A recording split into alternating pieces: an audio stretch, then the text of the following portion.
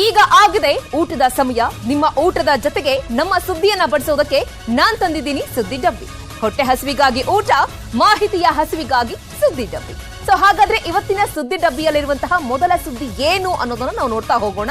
So ಬಹಳ ಚರ್ಚೆಗೆ ಗ್ರಾಸವಾಗಿರುವಂತಹ ವಿಚಾರ ನಮ್ಮ ಮೊದಲ ಸುದ್ದಿಯಾಗಿದೆ. ಸೊ ಹಾಗಾದ್ರೆ ನಮ್ಮ ಮೊದಲ ಸುದ್ದಿ ಯಾವುದು? ರಾಜ್ಯ ರಾಜಕೀಯಕ್ಕೆ ಸಂಬಂಧಪಟ್ಟಂತಹ ಸುದ್ದಿ, ಪ್ರಮುಖವಾಗಿ ರಾಜ್ಯ ಬಿಜೆಪಿಗೆ ಸಂಬಂಧಪಟ್ಟ ಹಾಗೆ ಸುದ್ದಿ. ಸೊ ಹಾಗಾದ್ರೆ ಯಾರಾಗ್ತಾರೆ ವಿಪಕ್ಷ ನಾಯಕ ಅನ್ನೋದು ನಮ್ಮ ಮೊದಲನೇ ಸುದ್ದಿ. ರಾಜ್ಯ ಬಿಜೆಪಿಯಲ್ಲಿ ವಿಪಕ್ಷ ನಾಯಕನ ಆಯ್ಕೆಯ ಕಸರತ್ತು ಬಹಳ ದೊಡ್ಡ ಮಟ್ಟದಲ್ಲಿ ಚರ್ಚೆಗೆ ಗ್ರಾಸವಾಗಿದೆ. ಸೊ ಬಹುತೇಕವಾಗಿ ವಿಪಕ್ಷ ನಾಯಕನ ಆಯ್ಕೆ ಫೈನಲ್ ಆಗಿದೆ. ರಾಜ್ಯ ನಾಯಕರಿಗೆ ಇವತ್ತು ವಿಪಕ್ಷ ನಾಯಕ ಯಾರು ಅಂತ ಹೇಳಿ ಹೆಸರನ್ನ ಕೂಡ ರವಾನೆ ಮಾಡುವಂತಹ ಸಾಧ್ಯತೆಗಳು, ಲಕ್ಷಣಗಳು ಕಂಡು ಬರ್ತಾ ಇದೆ. ಸೊ ಈಗಾಗಲೇ ರಾಜ್ಯ ಬಿಜೆಪಿ ಒಂದು ಕಡೆ ವಿಧಾನಸಭೆಯ ಎಲೆಕ್ಷನ್ ನಿಂದ ಸೋತು ಸುಣ್ಣವಾಗಿದೆ.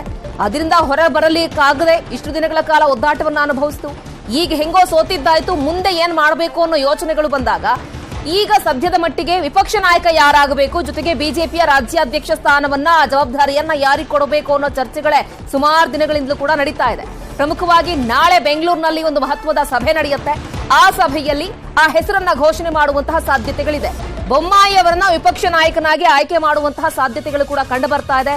ಆದ್ರೆ ನಾಳಿನ ಸಭೆಯಲ್ಲಿ ಪ್ರಮುಖವಾಗಿ ಸಹಮತ ವ್ಯಕ್ತ ಆಗಬೇಕು. ಬೊಮ್ಮಾಯಿ ಅವರ ಹೆಸರೇ ಆಗ್ಲಿ ಅಥವಾ ಇನ್ಯಾವುದೇ ಹೆಸರುಗಳನ್ನ ತೆಗೆದುಕೊಂಡ್ರು ಕೂಡ ಎಲ್ಲರ ಒಮ್ಮತ ಇರಬೇಕಾಗುತ್ತೆ. ಆ ನಂತರ ವಿಪಕ್ಷ ನಾಯಕನ ಸ್ಥಾನಕ್ಕೆ ಫೈನಲ್ ಆಗಿ ಅಧಿಕೃತವಾಗಿ ಹೆಸರನ್ನ ಕೂಡ ಘೋಷಣೆ ಮಾಡ್ತಾರೆ. ಸೊ ಸಾಕಷ್ಟು ಜನ ರೇಸ್ನಲ್ಲಿದ್ದಾರೆ. ಕೇವಲ ಬಸವರಾಜ ಬೊಮ್ಮಾಯಿ ಅವರು ಮಾತ್ರ ಅಲ್ಲ, ಸಾಕಷ್ಟು ಜನರಿದ್ದಾರೆ. ಒಂದು ಕಡೆಗೆ ಬಸವರಾಜ ಬೊಮ್ಮಾಯಿ ಅವರಿದ್ದಾರೆ, ಮತ್ತೊಂದು ಕಡೆಗೆ ಬಸನಗೌಡ ಪಾಟೀಲ್ ಯತ್ನಾಳ್ ಅವರಿದ್ದಾರೆ. ಸಾಕಷ್ಟು ಜನರು ರೇಸ್ನಲ್ಲಿದ್ದಾರೆ. ನೋಡಬೇಕು ಯಾರಿಗೆ ಸಿಗತ್ತೆ ಹಾಗಾದ್ರೆ ವಿಪಕ್ಷ ನಾಯಕನ ಸ್ಥಾನ ಅಂತ. ಇನ್ನು ಪ್ರಮುಖವಾಗಿ ವಿಪಕ್ಷ ನಾಯಕನ ಸ್ಥಾನ ಯಾರಿಗೆ ಸಿಗುತ್ತೆ ಅಂತ ಹೇಳಿ ನಾಳೆ ಸಂಜೆ ಒಳಗಡೆ ಕಂಪ್ಲೀಟ್ ಆಗಿ ಒಂದು ಕ್ಲಿಯರ್ ಪಿಕ್ಚರ್ ಸಿಗುತ್ತೆ ಅಂತ ಹೇಳಿ ಚಿಕ್ಕಮಗಳೂರಿನಲ್ಲಿ ಮಾಜಿ ಸಿಎಂ ಬಸವರಾಜ ಬೊಮ್ಮಾಯಿ ಅವರು ಮಾತನಾಡ್ತಾ ಹೇಳಿದ್ದಾರೆ. ಜೊತೆಗೆ ಇದೇ ವೇಳೆ ಬಿಜೆಪಿಗೆ ನೋಟಿಸ್ಗೆ ಕಾರ್ಯಾನ್ನದ ನಾಯಕರ ಬಗ್ಗೆ ಕೂಡ ರಾಜ್ಯಾಧ್ಯಕ್ಷರು ನೋಡ್ಕೊಳ್ತಾರೆ, ಏನ್ ಆಕ್ಷನ್ ತೆಗೆದುಕೊಳ್ಬೇಕು ಮುಂದಿನ ದಿನಗಳಲ್ಲಿ ತೆಗೆದುಕೊಳ್ತಾರೆ ಅಂತ ಕೂಡ ಹೇಳಿದ್ದಾರೆ. ಮತ್ತೊಂದು ಕಡೆಗೆ ರಾಜ್ಯ ಸರ್ಕಾರದ ಗ್ಯಾರಂಟಿ ಯೋಜನೆಗಳ ವಿರುದ್ಧ ಕೂಡ ಮಾಜಿ ಮುಖ್ಯಮಂತ್ರಿಗಳು ಕಿಡಿಕಾರಿದ್ದಾರೆ. ನಾಳೆ ಸಾಯಂಕಾಲ ಗೊತ್ತಾಗ್ತದೆ. ಅವೆಲ್ಲ ಬೇಕಾದಷ್ಟು ವಿಷಯಗಳಿದ್ದಾವೆ. ಸರ್ಕಾರ ಬಂದು 1.5 ತಿಂಗಳಲ್ಲಿ ಕೆಲವು ನಿರ್ಣಯಗಳನ್ನು ತಗೊಂಡಿದ್ದಾರೆ. ಕ್ಯಾಬಿನೆಟ್ನಲ್ಲಿ ಕೆಲವು ನಿರ್ಣಯ ತಗೊಂಡಿದ್ದಾರೆ. ಗ್ಯಾರಂಟಿಗಳನ್ನು ಗೂಡಾಗಿ ಮಾಡಿದ್ದಾರೆ. ಅದ್ರ ಬಗ್ಗೆ ಎಲ್ಲವೂ ಕೂಡ ವಿಸ್ತೃತವಾದ ಚರ್ಚೆ ಖಂಡಿತ ನಾಳೆ. ಈ ಬಗ್ಗೆ ಮತ್ತಷ್ಟು ಮಾಹಿತಿಯನ್ನು ಕೊಡ್ಲಿಕ್ಕೆ ನಮ್ಮ political bureau head Chidananda Patel ನೇರ ಸಂಪರ್ಕದಲ್ಲಿ ಜಾಯ್ನ್ ಆಗ್ತಾ ಇದ್ದಾರೆ. ಪಟೇಲ್ರೇ, ಒಂದು ಕಡೆ ಬಿಜೆಪಿ ಅವರಿಗೆ ವಿಪಕ್ಷ ನಾಯಕನ ಸ್ಥಾನ ಜವಾಬ್ದಾರಿ ಯಾರಿಗೆ ವಹಿಸಬೇಕು, ಮತ್ತೊಂದು ಕಡೆ ರಾಜ್ಯಾಧ್ಯಕ್ಷರ ಪಟ್ಟವನ್ನ ಯಾರ ಹೆಗಲಿ ಕಟ್ಟಬೇಕು ಅನ್ನೋ ಲೆಕ್ಕಾಚಾರಗಳು ನಡೀತಾ ಇದೆ. ಆಲ್ಮೋಸ್ಟ್ ಇವತ್ತು ಸಂಜೆಯ ಒಳಗೆ ವಿಪಕ್ಷ ನಾಯಕನ ಸ್ಥಾನ ಫೈನಲ್ ಆಗುವಂತಹ ಸಾಧ್ಯತೆಗಳು ಕಂಡು ಬರ್ತಾ ಇದೆ ಅನ್ನೋ ಬೆಳವಣಿಗೆಗಳಿದೆ. ಸೊ ಒಟ್ಟಾರೆ ಬಿಜೆಪಿ ಪಾಳ್ಯದಲ್ಲಿ ಆಗ್ತಾ ಇರುವಂತಹ ಚರ್ಚೆಗಳೇನು ಇವತ್ತೇ ಆಲ್ಮೋಸ್ಟ್ ಫೈನಲ್ ಆಗುತ್ತಾ, ಯಾವ ನಿಟ್ಟಿನಲ್ಲಿ ಸಾಗ್ತಾ ಇದೆ?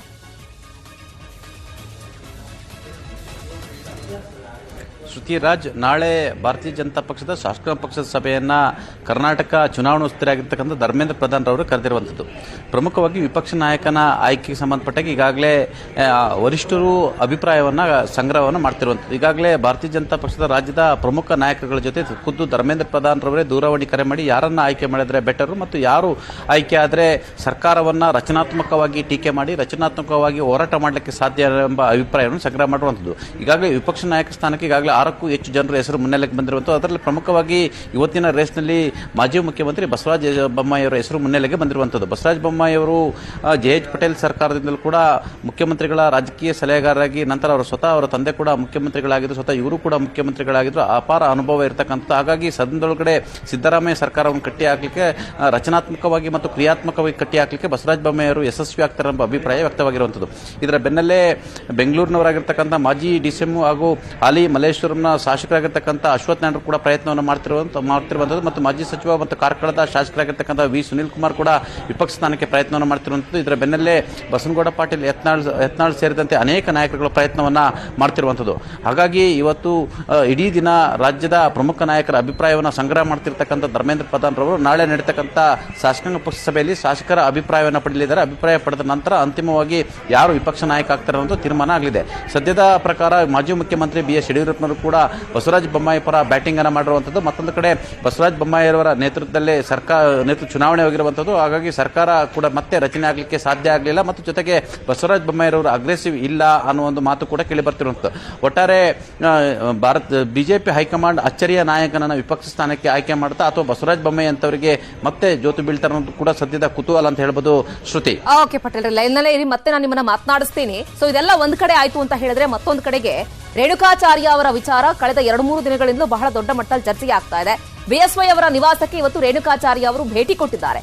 ಪಕ್ಷದಿಂದ ಅವರಿಗೆ ನೋಟಿಸ್ ಅನ್ನ ಕೂಡ ಕೊಟ್ಟಿದ್ರು. ಯಾಕಂದ್ರೆ ಪಕ್ಷದ ವಿಚಾರಗಳನ್ನ ಬಹಿರಂಗವಾಗಿ ಎಲ್ಲೂ ಕೂಡ ಹೇಳೋ ಹಂಗಿಲ್ಲ ಅಂತ ಹೇಳಿ ನನ್ನ ಮೀಟಿಂಗ್ ಕೂಡ ಅಟೆಂಡ್ ಆಗಬೇಕು ಅಂತ ಹೇಳಿ ನೋಟಿಸ್ ಅನ್ನ ಕೊಟ್ಟಿದ್ರು.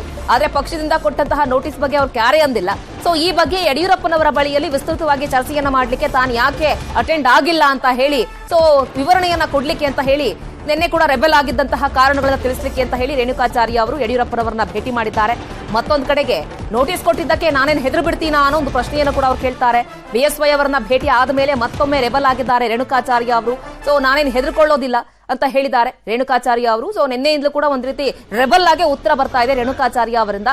ಸೊ ಇವತ್ತು ಪ್ರಮುಖವಾಗಿ ನ್ಯೂಸ್ 8ನ ಎಕ್ಸ್ಕ್ಲೂಸಿವ್ ಫುಟೇಜ್ ಅನ್ನು ತಾವು ಗಮನಿಸ್ತಾ ಇದ್ದೀರಲ್ಲ, ಯಡಿಯೂರಪ್ಪನವರನ್ನ ಹೋಗಿ ಭೇಟಿಯಾಗಿದ್ದಾರೆ. ಬೆಂಗಳೂರಿನ ನಿವಾಸದಲ್ಲಿರುವಂತಹ ಯಡಿಯೂರಪ್ಪನವರ ನಿವಾಸಕ್ಕೆ ರೇಣುಕಾಚಾರ್ಯ ಅವರು ಹೋಗಿ ಯಾಕೆ ನಿನ್ನೆ ಮೀಟಿಂಗ್ಗೆ ಅಟೆಂಡ್ ಆಗಿಲ್ಲ, ಸೊ ಯಾವ ಕಾರಣಕ್ಕೋಸ್ಕರ ಅವರಿಗೆ ಅಸಮಾಧಾನ ಆಗಿದೆ, ರಾಜ್ಯಾಧ್ಯಕ್ಷರ ವಿಚಾರವಾಗ್ಲೂ ಕೂಡ ಬಹಿರಂಗವಾಗಿ ಹೇಳಿಕೆಯನ್ನ ಕೊಟ್ಟಿದ್ರು. ವಿಜಯೇಂದ್ರ ಅವರಾದ್ರೆ ಏನ್ ತಪ್ಪು, ನಾನೇನ್ ಸಾಮರ್ಥ್ಯ ಇಲ್ವಾ, ನನಗೆ ಸಾಮರ್ಥ್ಯ ಇಲ್ವಾ ಅಂತ ಕೂಡ ಸೊ ಎಲ್ಲ ಒಂದ್ ಕಡೆ ಇಂಡೈರೆಕ್ಟ್ ಆಗಿ ತಮ್ಮ ಮನದಾಳದ ಇಂಗಿತವನ್ನ ವ್ಯಕ್ತಪಡಿಸುವಂತಹ ಕೆಲಸವನ್ನ ರೇಣುಕಾಚಾರ್ಯ ಅವರು ಕೂಡ ಮಾಡಿದ್ರು.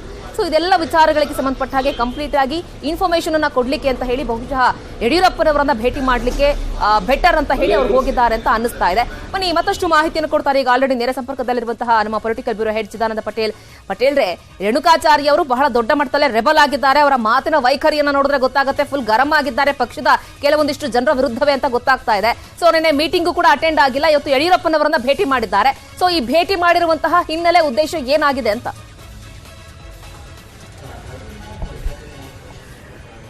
ಶ್ರುತಿರಾಜ್, ನಿನ್ನೆ ಭಾರತೀಯ ಜನತಾ ಪಕ್ಷದ ಪ್ರಮುಖರ ಸಭೆಯನ್ನ ಬಿಜೆಪಿ ರಾಜ್ಯಾಧ್ಯಕ್ಷ ನಳಿನ್ ಕುಮಾರ್ ಕಟೀಲ್ ಅವರು ಭಾರತೀಯ ಜನತಾ ಪಕ್ಷದ ಕಚೇರಿಯಲ್ಲಿ ಕರೆದಿದ್ರು. ಆ ಸಂದರ್ಭದಲ್ಲಿ ಯಾರೆಲ್ಲ ಪಕ್ಷದ ವಿರುದ್ಧ ಬಹಿರಂಗವಾಗಿ ಅಸಮಾಧಾನಗಳನ್ನು ವ್ಯಕ್ತಪಡಿಸ್ತಾರೆ ಯಾರು ಕೂಡ ಮುಂದಿನ ದಿನಗಳಲ್ಲಿ ಬಹಿರಂಗ ಅಸಮಾಧಾನ ವ್ಯಕ್ತಪಡಿಸಬಾರ್ದು ಅಂತೇಳಿ ಸೂಚನೆಯನ್ನು ಕೊಡಲಾಯಿತು. ಜೊತೆಗೆ MP ರೇಣುಕಾಚಾರ್ಯ ಅವರು ನೇರವಾಗಿ ಯಡಿಯೂರಪ್ಪರವ್ರನ್ನ ಏನು ಮುಖ್ಯಮಂತ್ರಿ ಸ್ಥಾನದಿಂದ ಇಳಿಸಿದ್ದು ಮತ್ತು ಅವರು ಕಣ್ಣೀರು ಹಾಕಿದ್ದು ಮತ್ತು ಅವರಿಗೆ ಅಪಮಾನ ಮತ್ತು ಅವಮಾನ ಮಾಡಿರುವಂಥದ್ದು ಮತ್ತು ಅವ್ರನ್ನ ಷಡ್ಯಂತ್ರ ಮಾಡಿ ಕೆಳಗಿಳಿಸಲಾಯಿತು. ಹಾಗಾಗಿ ಇದು ಮೊದಲ ಸೋಲಿಗೆ ಕಾರಣ, ಬಿಜೆಪಿ ಮೊದಲ ಸೋಲಿಗೆ ಕಾರಣ ಅನ್ನೋ ಮಾತನ್ನು ಕೂಡ ಹೇಳಿರುವಂಥದ್ದು ಮತ್ತು ಭಾರತೀಯ ಜನತಾ ಪಕ್ಷ ಹೊಂದಾಣಿಕೆ ಕೊರತೆ ಇರುವಂಥದ್ದು ಮತ್ತು ಯಡಿಯೂರಪ್ಪನ ತುಳಿಯುವ ಪ್ರಯತ್ನವನ್ನು ಮಾಡ್ತಾರೆ. ಹಾಗಾಗಿ ಭಾರತೀಯ ಜನತಾ ಪಕ್ಷ ಇಂತಹ ಸ್ಥಿತಿ ತಲುಪಿದೆ ಅಂತೇಳಿ ನೇರವಾಗಿ ವಾಗ್ದಾಳಿ ಮತ್ತು ಆಕ್ರೋಶವನ್ನು ವ್ಯಕ್ತಪಡಿಸಿದರು. ಇದರ ಬೆನ್ನಲ್ಲೇ ಬಿಜೆಪಿ ರಾಜ್ಯಾಧ್ಯಕ್ಷ ನಳಿನ್ ಕುಮಾರ್ ಕಟೀಲ್ ವಿರುದ್ಧ ಕೂಡ ವಾಗ್ದಾಳಿ ನಡೆಸಿದ್ರು. ಜೊತೆಗೆ ಅವರು ಕೂಡ ರೇಣುಕಾಚಾರ್ಯ ಅವರಿಗೆ ನೋಟಿಸ್ ಅನ್ನು ಇಶ್ಯೂ ಮಾಡಿದ್ರು. ನೋಟಿಸ್ನ ಇಶ್ಯೂ ಮಾಡಿದ ಸಂದರ್ಭದಲ್ಲಿ 1 ವಾರದೊಳಗಡೆ ಸೋಕಾಸ್ ನೋಟಿಸ್ಗೆ ಉತ್ತರ ಕೊಡುವಂತೆ ಈಗಾಗಲೇ ಗಡುವನ್ನು ಕೊಟ್ಟಿರುವಂಥದ್ದು. ಇದರ ಬೆನ್ನಲ್ಲೇ ನಿನ್ನೆ ಮತ್ತೆ ರೇಣುಕಾಚಾರ್ಯ ಅವರು ನೋಟಿಸ್ ಬೆನ್ನಲ್ಲೇ ಇದೀಗ ಮತ್ತೆ ಭಾರತೀಯ ಜನತಾ ಪಕ್ಷದ ಸದ್ಯದ ಪರಿಸ್ಥಿತಿ ಸಂಬಂಧಪಟ್ಟಾಗೆ ಯಡಿಯೂರಪ್ಪನವರಿಗೆ ಅವಮಾನ ಮಾಡಿರುವಂಥದ್ದು ಮತ್ತು ಹೀನಾಯ ಸೋಲು ಸಂಬಂಧಪಟ್ಟ ಹಾಗೆ ಮತ್ತು ಲೋಕಸಭೆ ಚುನಾವಣೆ ಕೂಡ ಮತ್ತೆ ಸೋಲಾಗುತ್ತೆ ಅಂತೇಳಿ ಭವಿಷ್ಯ ನುಡಿದಿರುವಂಥದ್ದು. ಇದೀಗ ಮತ್ತೆ ವಾಗ್ದಾಳಿಯನ್ನು ಮುಂದುವರೆಸಿರುವಂಥದ್ದು. ಇದರ ಬೆನ್ನಲ್ಲೇ ನಿನ್ನೆ ಕೂಡ ಮಾಜಿ ಮುಖ್ಯಮಂತ್ರಿ BS ಯಡಿಯೂರಪ್ಪನವರಿಗೆ ರೇಣುಕಾಚಾರ್ಯರನ್ನು ಕರೆದು ಮಾತನಾಡುವಂತೆ ಸೂಚನೆಯನ್ನು ಕೊಟ್ಟರು. ಇದರ ಬೆನ್ನಲ್ಲೇ ಇವತ್ತು ಮಾಜಿ ಮುಖ್ಯಮಂತ್ರಿ BS ಯಡಿಯೂರಪ್ಪನವರ ಸೂಚನೆ ಮೇರೆಗೆ ಅವರ ಡಾಲರ್ಸ್ ಕಾಲೋನಿ ನಿವಾಸಕ್ಕೆ ರೇಣುಕಾಚಾರ್ಯ ಅವರು ಭೇಟಿ ನೀಡಿದರು. ಭೇಟಿಯಾದ ಸಂದರ್ಭದಲ್ಲಿ ಸುಮಾರು ಅರ್ಧ ಗಂಟೆಗೂ ಹೆಚ್ಚು ಸಮಯ ಮಾಜಿ ಮುಖ್ಯಮಂತ್ರಿ BS ಯಡಿಯೂರಪ್ಪ ಜೊತೆ ಚರ್ಚೆಯನ್ನು ಮಾಡಿದರು.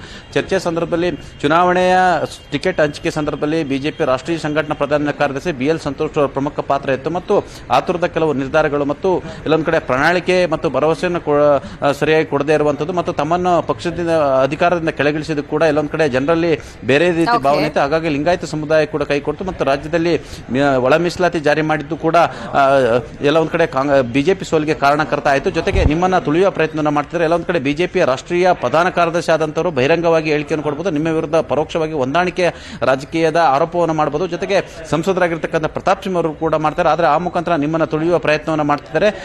ಕೇಂದ್ರದ ನಾಯಕರೊಬ್ಬರು ಪ್ರತಾಪ್ ಸಿಂಹ, CT ರವಿ ಮುಂತಾದ ಬಸನಗೌಡ ಪಾಟೀಲ್ ಯತ್ನಾಳ್ ಅವರ ಮುಖಾಂತರ ಅವರ ಹೆಗಲಿಗೆ ಬಂದೂಕು ಇಟ್ಟು ನಿಮ್ಮ ವಿರುದ್ಧ ಗುಂಡನ್ನು ಸಿಡಿಸ್ತಿದ್ದಾರೆ. ಹಾಗಾಗಿ ನಾನು ಸಹಿಸಲಾಗದಲೇ ಅನಿವಾರ್ಯವಾಗಿ ಮಾತನಾಡಿದೆ. ಹಾಗಾಗಿ ರಾಜ್ಯದಲ್ಲಿ ಎಲ್ಲೊಂದು ಕಡೆ ನಿಮ್ಮನ್ನು ತಿಳಿದ್ರೆ ಮತ್ತೆ ಬಿಜೆಪಿ ಅಧೋಗತಿ ಆಗುತ್ತೆ ಮತ್ತು ಲೋಕಸಭೆಯಲ್ಲಿ ಕೂಡ ಹೀನಾಯ ಸೋಲಿಗೆ ಮತ್ತೆ ಕಾರಣ ಆಗುತ್ತೆ ಅಂತೇಳಿ ತನ್ನ ಅಭಿಪ್ರಾಯವನ್ನು ವ್ಯಕ್ತಪಡಿಸಿದೆ ಅಂತ ಹೇಳಿದರು. ಹಾಗಾಗಿ BS ಯಡಿಯೂರಪ್ಪನವರು ಇನ್ನು ಮುಂದಿನ ದಿನಗಳಲ್ಲಿ ತಾವು ಬಹಿರಂಗವಾಗಿದೆ ಹೇಳಿಕೆಯನ್ನು ಕೊಡಬಾರದು ಮತ್ತು ಯಾವುದೇ ರೀತಿ ಅಂತ ತಮಗೆ ಅಸಮಾಧಾನ ಇದ್ರೆ ನನ್ನ ಬಳಿ ಚರ್ಚಿಸಿ ಅನ್ನೋ ಒಂದು ಮಾತನ್ನು ಕೂಡ ಹೇಳಿದರು. ಆದರೂ ಕೂಡ ರೇಣುಕಾಚಾರ್ಯ ಅವರು ಇದೀಗ JP ನಡ್ಡಾ ಸೇರಿದಂತೆ ಅನೇಕ ನಾಯಕರುಗಳನ್ನು ನಾನು ಭೇಟಿ ಆಗ್ತೀನಿ, ಜೊತೆಗೆ ಪತ್ರವನ್ನು ಬರ್ತೀನಿ, ರಾಜ್ಯದ ಪ್ರಸ್ತುತ ಬಿಜೆಪಿಯ ಇಂಥ ಸ್ಥಿತಿಗೆ ಯಾರು ಕಾರಣ ಅನ್ನೋ ಪತ್ರವನ್ನು ಬರ್ತೀನಿ ಅಂತೇಳಿ ಯಡಿಯೂರಪ್ಪನವರು ಹೇಳಿರುವಂಥದ್ದು. ತಾವು ಪತ್ರ ಅಥವಾ ಏನೇ ಬರೀಬಹುದು ಅದು 4 ಗೋಡೆ ಒಳಗಡೆ ಇರಬೇಕಂತೇಳಿ ಸೂಚನೆ ಕೊಟ್ಟಿರುವಂಥದ್ದು. ಆ ಮುಖಾಂತರ ಮತ್ತೆ ಯಡಿಯೂರಪ್ಪನ ಭೇಟಿಯಾದ ಬಳಿಕ ಕೂಡ ಮತ್ತೆ ವಾಗ್ದಾಳಿಯನ್ನು ನಡೆಸಿರುವಂಥದ್ದು. ಎಲ್ಲ ಒಂದ್ ಕಡೆ ಭಾರತೀಯ ಜನತಾ ಪಕ್ಷದಲ್ಲಿ ಬಿಜೆಪಿ ಜೊತೆಗೆ ಇನ್ನೊಂದು ಬಿ ಟೀಮ್ ರಚನೆ ಆಗ್ತಿದೆ ಎಂಬ ಮಾತು ಕೂಡ ಕೇಳಿ ಬರ್ತಿರುವಂಥದ್ದು. ಯಾಕಂತಂದ್ರೆ ರೇಣುಕಾಚಾರ್ಯ ಅವರು ಕೂಡ ಸಮಾನ ಮನಸ್ಕರ ಒಂದು ವೇದಿಕೆಯನ್ನು ಮಾಡ್ತೀವಿ ಅನ್ನೋ ಮುಖಾಂತರ ಬಿಜೆಪಿ ಒಳಗಡೆ ಮತ್ತೊಂದು ಟೀಮ್ ಅನ್ನು ರಚನೆ ಮಾಡೋ ಕೂಡ ತಂತ್ರ ಕೂಡ ನಡೀತಿದೆ ಎಂಬ ಮಾತು ಕೂಡ ಕೇಳಿ ಬರ್ತಿರುವಂಥದ್ದು. ಶ್ರುತಿ. ಓಕೆ ಪಟೇಲ್, ಥ್ಯಾಂಕ್ ಯು ತಮ್ಮ ಕಂಪ್ಲೀಟ್ ಮಾಹಿತಿಗಾಗಿ. ಸೊ ಇನ್ನು ಇದೆಲ್ಲ ಬೆಳವಣಿಗೆಗಳಿಗೆ ಸಂಬಂಧಪಟ್ಟ ಹಾಗೆ ರೇಣುಕಾಚಾರ್ಯ ಅವರು ಕೂಡ ಪ್ರತಿಕ್ರಿಯೆಯನ್ನು ಕೊಟ್ಟಿದ್ದಾರೆ. ಏನ್ ಮಾತನಾಡಿದ್ರು ಹಾಗಾದ್ರೆ ಬನ್ನಿ ನೋಡೋಣ. ಮೋದಿಯವರ ವಿರುದ್ಧವಾಗಲಿ ನಾನು ಮಾತಾಡಿಲ್ಲ, ಯಡಿಯೂರಪ್ಪನವರ ವಿರುದ್ಧ ಮಾತಾಡಿಲ್ಲ. ಹಂಗಂತ ತಕ್ಷಣ ಯಡಿಯೂರಪ್ಪನ ಪರವಾಗಿ ನಾನು ಮಾತಾಡಬೇಕಂತ ಪಕ್ಷವನ್ನು ಕಟ್ಟಿ ಬೆಳೆಸಿದ ಒಬ್ಬ ಮಹಾನ್ ನಾಯಕನ ಈ ರೀತಿ ಅಪಮಾನ ಮಾಡ್ತಾರೆ, ಅವಮಾನ ಮಾಡ್ತಾರೆ, ಇದು ಸರಿಯಲ್ಲ ಅಂತ ಹೇಳಿದೆ. ರೇಣುಕಾಚಾರ್ಯಗೆ ನೋಟಿಸ್ಗೆ ಎದುರುಬಿಟ್ಟಿದೆ. ಶಿಸ್ತು ಸಮಿತಿ ಇದೆ ಅಂತ ಹೇಳಿ ಗೊತ್ತಾಗಿದ್ದೆ ರೇಣುಕಾಚಾರ್ಯಗೆ ನೋಟಿಸ್ ಕೊಟ್ಟ ಮೇಲೆ. ಶಿಸ್ತು ಸಮಿತಿ ಇದೆಯಲ್ಲ ಅಂತ ಗೊತ್ತಿಲ್ಲ, ಅವ್ರ ಹೆಸರು ಕೇಳಿದ್ದಿಲ್ಲ. ಅವರು ರೇಣುಕಾಚಾರ್ಯ ಒಬ್ಬರಿಗೆ ನೋಟಿಸ್ ಕೊಟ್ಟರೆ ಇವನುಗಳಿಗೆ ಕೊಟ್ಟಿಲ್ಲ ಅಂತ ಹೇಳ್ತಾರೆ. ಯಾವ ಮೈಸೂರು ಲೋಕಸಭಾ ಸದಸ್ಯರು JDS ಜೊತೆ ಹೊಂದಾಣಿಕೆ ಮಾಡ್ಕೊಳ್ಳಿಲ್ಲ, ಏನು ಯಾರಿಗೂ ಗೊತ್ತಿಲ್ವಾ? ಅಡ್ಜಸ್ಟ್ಮೆಂಟ್ ರಾಜಕಾರಣ ಎಲ್ಲರಿಗೂ ಗೊತ್ತಿರ್ತಕ್ಕಂಥ ವಿಚಾರ. ಯಡಿಯೂರಪ್ಪನ ಅಪಮಾನ ಮಾಡಿದಂತೆ ಒಂದೇ ಕಾರಣಕ್ಕೆ ನಾನು ಮಾತಾಡಿದ್ದೀನಿ. ದೆಹಲಿ ನಮ್ಮ ಪ್ರಧಾನಮಂತ್ರಿಗಳಿಗೆ, ನಮ್ಮ ಅಮಿತ್ ಶಾ ಅವರಿಗೆ, JP ನಡ್ಡಾ ಅವರಿಗೆ ನಾನು ಪತ್ರ ಬರೀತೀನಿ. ಕರ್ನಾಟಕ ರಾಜ್ಯದ ಸ್ಥಿತಿಗತಿಗಳ ಬಗ್ಗೆ 100 ಬರೀತೀನಿ. ಭಾರತೀಯ ಜನತಾ ಪಾರ್ಟಿಯ ಹೀನಾಯ ಸೋಲಿಗೆ ಕಾರಣ ಏನು?